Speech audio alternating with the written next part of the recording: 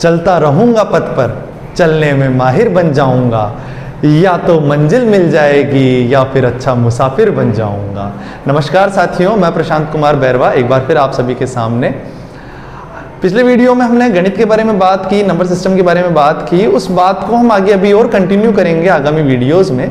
पर काफ़ी लोगों की रिक्वेस्ट आई, काफ़ी लोगों के बारे में बात की, काफ़ी लोगों ने हमसे बात की कि आप कुछ और भी लाइए, कुछ और कंटेंट भी लाइए। तो आज एक बहुत इंपॉर्टेंट विषय, एक बहुत ही महत्वपूर्ण मुद्दा जो है, जिसके लिए सभी लोग कंफ्यूज रहते हैं। बहुत लोग बात तो करते हैं पर फिर भी समझ नहीं आती है। काफ़ी सारे मोटिवेटर यूट्यूब पे जो हैं वो बड़ी बड़ी बातें करते हैं, पर इसके बावजूद भी समझा नहीं पाते हैं। इसके बाद भी लोगों के अंदर चीज़ों को क्लियर नहीं कर पाते हैं कि हम लाइफ को कैसे समझ पाएँ, हम कंपटीशन को कैसे समझ पाएँ, हम प्रतियोगी परीक्षाओं की कैसे तैयारी कर पाएँ, और ये प्रतियोगी परीक्षाएं होती क्या हैं, ये किस तरह से काम करती हैं, इनकी अप्रोच क्या होती है। तो आज की वीडियो में हम उस अप्रोच को समझेंगे, कंपटीशन एग्जाम के बारे में। साथ ही साथ हम लाइफ के बारे में बात करेंगे, हम नॉलेज के बारे में बात करेंगे और हम मेमोरी के बारे में बात करेंगे। तो चलिए शुरू करते हैं दोस्तों आज के इस टॉपिक को। तो सबसे पहले हम बात करते हैं लाइफ के बारे में। दोस्तों लाइफ क्या है? लाइफ हमारी जिंदगी, हम जिंदा हैं, हम सांस ले रहे हैं। हर वो जीव जो जिंदा है, हर जो जीव जो सांस लेता है और अपना भोजन या तो स्वयं बनाता है या किसी पर निर्भर लेता है, उस भोजन को खाता है, पचाता है, वो सभी जीव जो हैं वो जीवित हैं, वो सभी लोग जो हैं वो जिंदा हैं। उन सभी लोगों में एक लाइफ है। पर इन सभी लोगों में जो है, इन सभी जीवों में इन सभी जीवों में जो है सिर्फ इंसान ऐसे जीव हैं जो सोच पाते हैं, जो आविष्कार कर पाते हैं, जो मुस्कुरा पाते हैं, जो रो पाते हैं, जो अपनी भावनाओं को, संवेदनाओं को स्पष्ट रूप से प्रकट कर पाते हैं। तो हमारी जो लाइफ है इसके कुछ फैक्टर्स हैं। हम सभी हमारी लाइफ में खुश रहना चाहते हैं, हेल्दी रहना चाहते हैं, प्रॉस्परस रहना चाहते हैं। बात करते हैं कि खुशी या हेल्थ जो है वो हमारी कहाँ से आती है। तो पहला सुख निरोगी काया हम सभी ने सुना है। तो सबसे पहला फैक्टर जो है लाइफ के लिए वो है हेल्दी रहना। अब सभी, अगर मैं बड़ा फ्रैंकली बात करूं आपसे कि जब हम लाइफ पार्टनर ढूंढते हैं, जब भी कोई लड़का किसी लड़की को देखेगा या कोई लड़की किसी लड़के को देखेगी, तो हम बहुत मोटे इंसान को देखना पसंद नहीं करेंगे। अमूमन जब हमारी विचार, जो हमारा दिमाग जो है काम करता है, वो इस तरह से काम करता है कि हम बहुत मोटे इंसान को हम पसंद नहीं करेंगे, बहुत पतले इंसान को भी आप पसंद नहीं करेंगे। हमें चाहिए एक बैलेंस्ड पर्सन, एक हेल्दी पर्सन, जिससे हम आगे हमारी फ्यूचर जो जनरेशन है उसे क्रिएट कर सकें, जिससे हम प्यार कर सकें, जिससे हमारी लाइफ जो है एक लंबी लाइफ को हम एक्सपेक्ट कर सकें। तो हेल्थ जो है वो सबसे ज़रूरी है। सबसे पहले हमें हेल्दी होने की दिशा में काम करना चाहिए। इसके लिए आप योगा करें, इसके लिए आप एक्सरसाइज करें, रूटीन एक बनाएं, लाइफ का डेली रूटीन को फॉलो करें, अच्छा संतुलित आहार लें।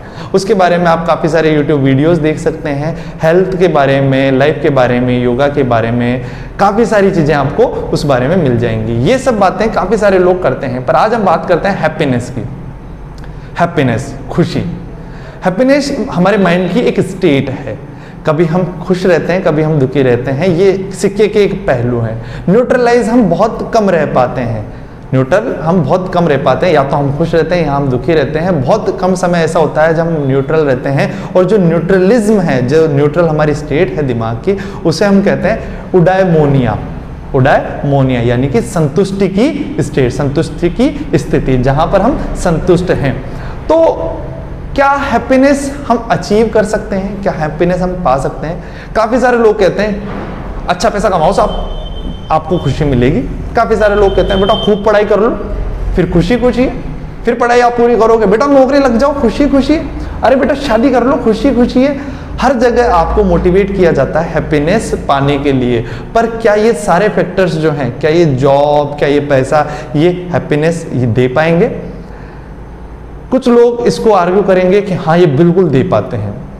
पर मेरे मत में और दुनिया भर के साइकोलॉजिस्ट के मत में ये सब चीज़ें जो हैं ये साधन है, ये सब साधन है। जबकि हमें साध्य पर फोकस करना चाहिए। हमें हमारा जो काम है, हमारा जो मेन गोल है, हमें उस पर फोकस करना चाहिए।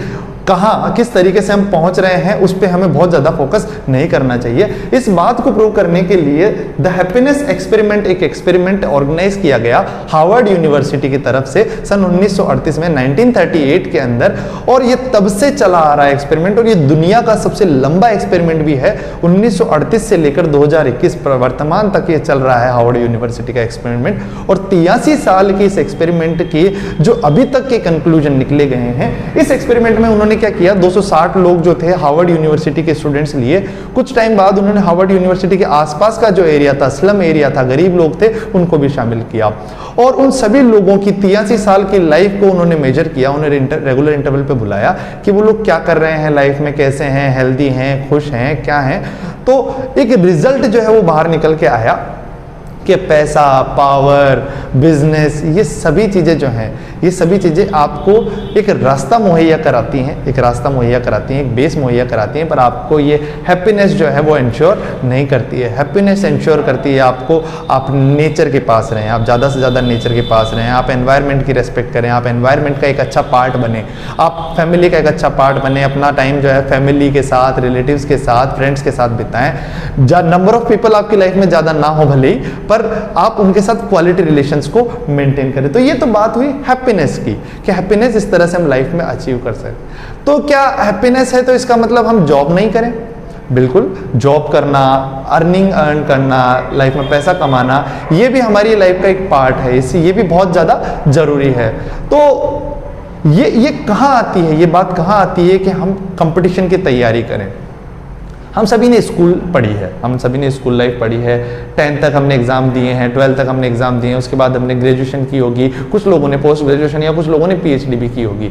आप सभी ने लाइफ का कोई भी डोमेन जब आपने पढ़ाई की होगी तो आपने एक चीज़ देखी होगी, आपने वहाँ पाया होगा कि बहुत छोटी छोटी चीज़ें जो है आपकी लाइफ को अफेक्ट करती हैं, बहुत छोटी छोटी लाइफ जो आपकी चीज़ें हैं अफेक्ट करती हैं। मान लीजिए तीसरी क्लास में कोई टीचर आया सोशल साइंस का, या फिर एनवायरनमेंट का, या फिर हिंदी का, या फिर इंग्लिश का, या मैथमेटिक्स का, और उस टीचर ने आपको इतना अच्छे तरीके से पढ़ाया, इतना अच्छे तरीके से मोटिवेट किया, आपका मन कर गया कि मुझे तो टीचर ही बनना है, या ये तो मेरा फेवरेट सब्जेक्ट है। या फिर 9th क्लास के अंदर आपको किसी ने फिजिक्स बहुत अच्छी पढ़ा दी, साइंस के 3-4 विषय थे, उस 3-4 विषय में से आपको फिजिक्स अच्छी पढ़ा दी या मैथमेटिक्स अच्छी पढ़ा दी, तो आपका मन कर गया कि नहीं मैं तो मैथमेटिक्स ही लूंगा।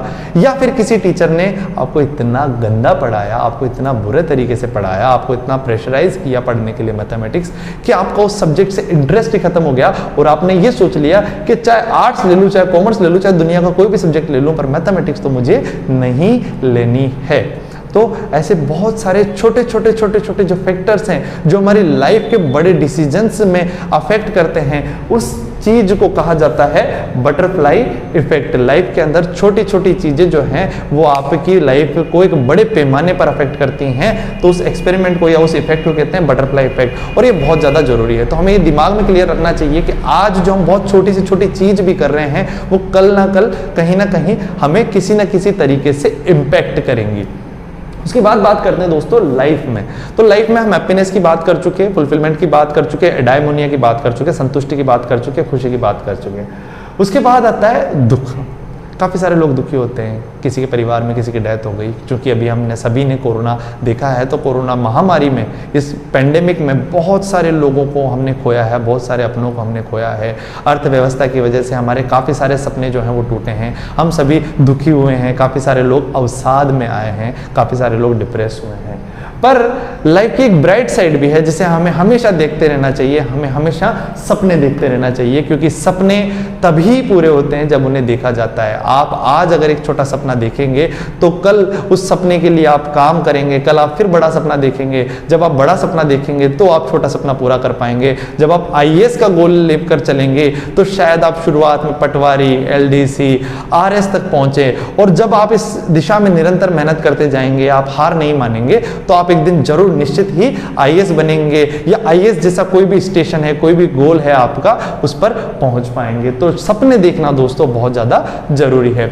अब बात करते हैं जॉब की और कंपटीशन की। तो जो हम स्कूल की बात कर रहे थे, स्कूल की बात हमारी अधूरी रह गई थी। स्कूल की बात हमने की थी कि जब स्कूल में आप पढ़ते हो तो आपकी क्लास में एक लिमिटेड नंबर ऑफ स्टूडेंट्स होते हैं, 30 या 40 बच्चे, 50 या 60 बच्चे। हमारे पास एक लिमिटेड सेट ऑफ स्टूडेंट्स होता है। उन लिमिटेड सेट ऑफ स्टूडेंट्स में एक बहुत छोटी सी अप्रोच बटरफ्लाई इफेक्ट वाली काम करती है कि कोई बच्चा अगर नर्सरी या एलकेजी या फर्स्ट सेकंड क्लास में पहुंचा, या कोई बच्चा ट्रांसफर होकर इस स्कूल में आया, उसका फर्स्ट इंप्रेशन क्या है। अगर उसने बहुत अच्छा जवाब दे दिया, उसने बहुत अच्छे सवाल किए शुरुआत के अंदर, तो टीचर उस पर ध्यान देगा। हमारी जो एजुकेशन सिस्टम है उसमें ज़्यादा फोकस ये रखा जाता है कि कौन बच्चा ज़्यादा अच्छा परफॉर्म कर रहा है, उस बच्चे पे ज़्यादा ध्यान दिया जाएगा। बहुत कम जगह ऐसा हो पाता है कि सभी जगह इक्वल जो है ट्रीटमेंट बच्चों को मिलता है।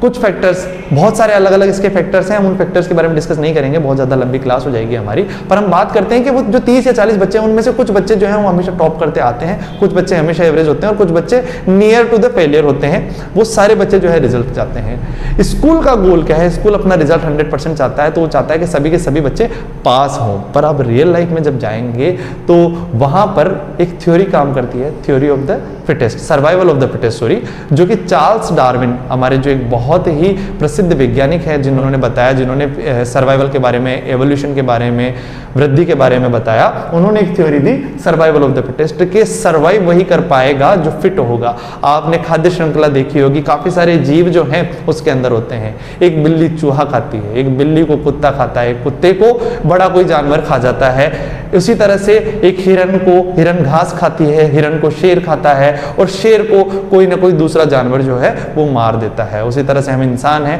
हम सर्वोपरि आते हैं पर हम भी मरते हैं, हमें भी किसी न किसी तरह से इस जीवन को समाप्त करना होता है। तो लाइफ जो है वो लाइफ एटर्नल नहीं है, बहुत लंबी नहीं है। लाइफ की एक एक्सपेक्टेंसी है, लाइफ का एक फिक्स टाइम है। उसी लाइफ टाइम में, उसी लाइफ स्पान में हमें बहुत सारी चीजें करनी होती हैं।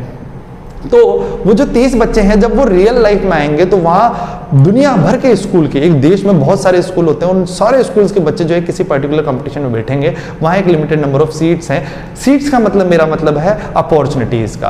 किसी एक जॉब में आप जा रहे हैं तो वो जॉब आपको फाइनेंस प्रोवाइड करवाएगी, आपको एक अर्निंग प्रोवाइड कराएगी जिससे आप अपना जीवन यापन कर सकें। अगर आप बहुत अच्छी तैयारी करते हैं, बहुत अच्छा आप गोल करते हैं, बहुत अच्छा आप गोल डिसाइड करते हैं और आप उस गोल के लिए मेहनत करते हैं और आप उस एग्जाम को या पर्टिकुलर गोल को अचीव कर लेते हैं, तो उसके बाद आपको उसके रिवॉर्ड मिलते हैं। तो हम मेहनत करते हैं, हम एक इनपुट देते हैं, उस इनपुट को प्रोसेस किया जाता है, वो इनपुट हमारी प्रोसेस होती है, उस इनपुट के प्रोसेस के बाद हमें रिवॉर्ड्स मिलते हैं और यही हमारी लाइफ में कंपटीशन की वैल्यू है। तो कंपटीशन को ऐसे समझिए कि आप किसी भी तरह का कंपटीशन ले लें, उस कंपटीशन में कुछ नंबर ऑफ वैकेंसीज होती है, कुछ नंबर ऑफ अपॉर्चुनिटीज होती है, उन अपॉर्चुनिटीज को हमें अचीव करना होता है। तो कैसे अचीव किया जाए, कैसे बेस्ट रिजल्ट अचीव किया जाए? काफ़ी सारे स्टूडेंट्स जो अगर इस वीडियो को देख रहे होंगे या काफ़ी सारे लोग जो लाइफ में पहली बार कंपटीशन दे रहे होंगे तो उन्हें कंपटीशन की अप्रोच नहीं पता होगी शायद, या काफ़ी सारे लोग ऐसे भी हैं जो काफ़ी सालों से कंपटीशन दे रहे हैं, इसके बाद भी फेल होते जा रहे हैं, पर उन्हें क्लियर नहीं हो पा रहा है कि हम क्यों फेल हो पा रहे हैं। तो इस वीडियो से मेरी कोशिश ये रहेगी कि आप ये समझ पाएं कि हम कहाँ चूक कर रहे हैं, हम कहाँ फेलियर कर रहे हैं।